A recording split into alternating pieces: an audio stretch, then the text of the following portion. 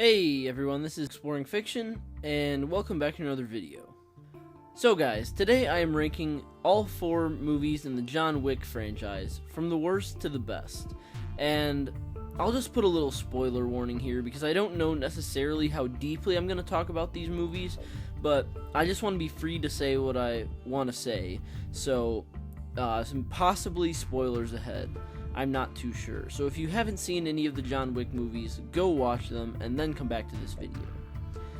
So let's get right into it. And at number 4, John Wick Chapter 4. You know, I tried to wait a while after I saw John Wick 4 to do this video because I wanted to see if my feelings changed. And just keep in mind, I like to love every single movie on this list and in this franchise.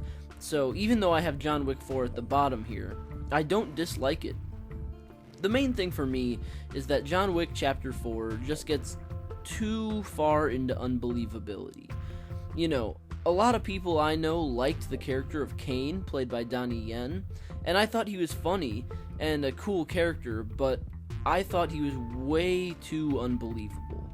Now, we've seen Donnie Yen play a blind guy who's good at fighting before, but that was in the Star Wars universe, where it made sense that he was really good at fighting while also being blind, because he was somewhat connected to the Force, and you could believe that he could see people in his mind through the use of the Force. But in John Wick, as far as I know, the Force isn't a thing. So when he's going around beating up people and stopping, blades and stuff from hitting him with his cane, I just don't buy it, because he's blind. He has, you can say his other senses are finely tuned because he's not able to use his eyes, and sure, but you can't tell me just based on, the feel of the wind moving and the sound of someone's sword arm moving that you're going to be able to block every single blow in succession.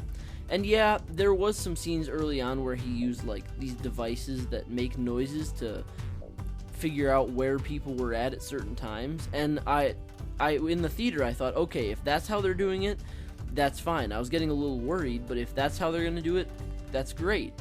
I can buy into it. But then he never used it outside of one scene. And so for me, Kane's unbelievability as a character kind of really threw me off about this one, and then there's just other things. Some of the feats of action just get a little too over the top. And then one other thing that bothered me was John Wick's death. Now, I know that that's where his arc was leading, but I'm just getting really sick of action heroes dying at the end of their arc. We had it with James Bond, now it's happening to John Wick. And look, I know that's where his arc was leading, but for once, I would really just like to see someone ride off into the sunset. And I know John Wick was never promising to be that sort of franchise. It was just kind of a downer again. But with all that being said, there are things to like about this movie. Of course, Keanu Reeves' John Wick is still a badass. That whole fight with that guy with the gold teeth, that really fat guy, was really cool. The character of the tracker or the hunter, whatever his name was, with the dog, played by the guy who played Sammy OG in Trailer Park Boys, he was a great character, and so were all the characters at the Japanese Continental. They were pretty cool too. And of course, I can't forget to mention Bill Skarsgård as the Marquis. What a wonderful villain. I mean, all the villains in John Wick have been great, but he was a really eccentric and good one. Anyway, let's move on to number 3. And in the 3 spot, I have John Wick Chapter 3. Now again, there's a lot I love about this film, and we'll touch on that in a second. But I do want to go through my negatives, and why it's ranked 3rd. And that is because, one, this movie is where the unbelievability started really getting out of hand.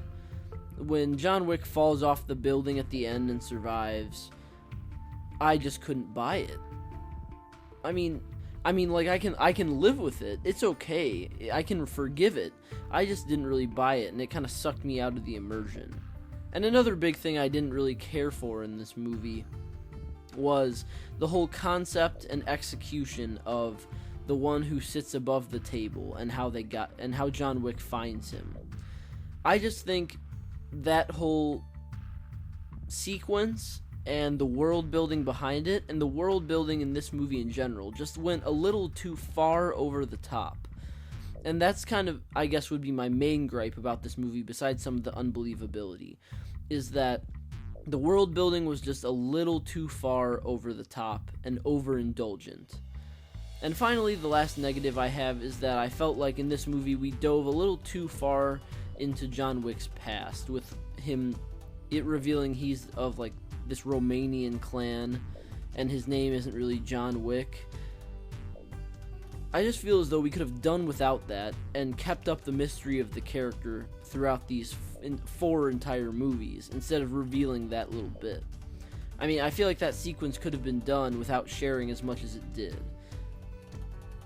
But of course, now let's move into some positives.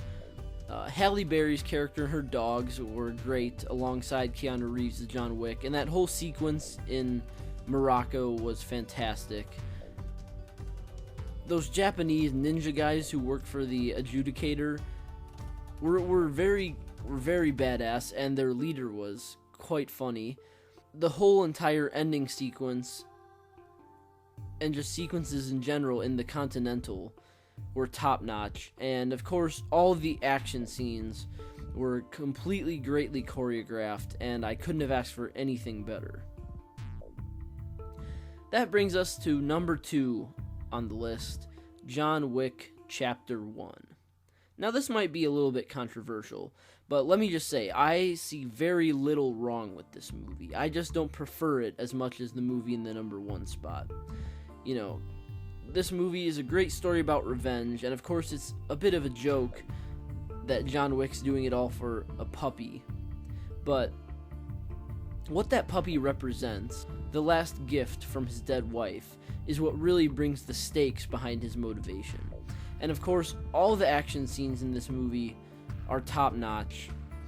The world building is there enough that it really intrigues you, but it's not over the top to where you get lost in it.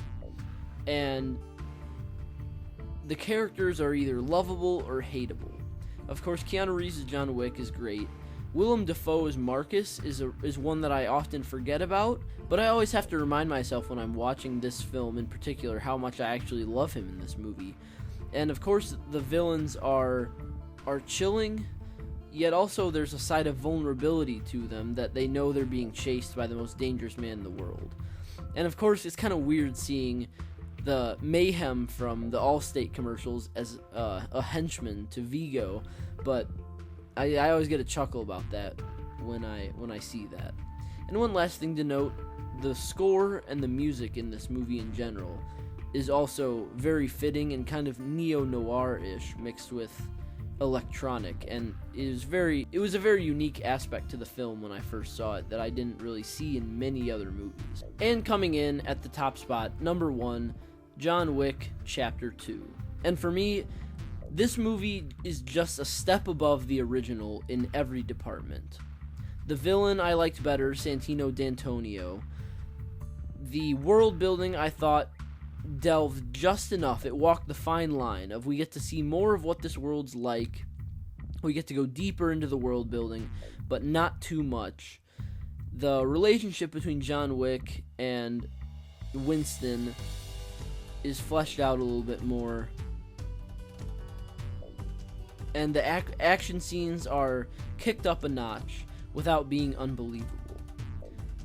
Every single sequence in this movie is fun for me, from the Gianna D'Antonio's coronation, to the montage of him getting ready for said coronation, to the fight at the museum, to his fight with Cassian throughout Rome, from the scene where Santino D'Antonio blows up his house, to the final scene where John Wick shoots D'Antonio in the Continental and is thus excommunicado. I mean, every single scene is just packed with so much action and grit and fun. And so for me, this one is just a step above the original and is the best movie in the John Wick franchise.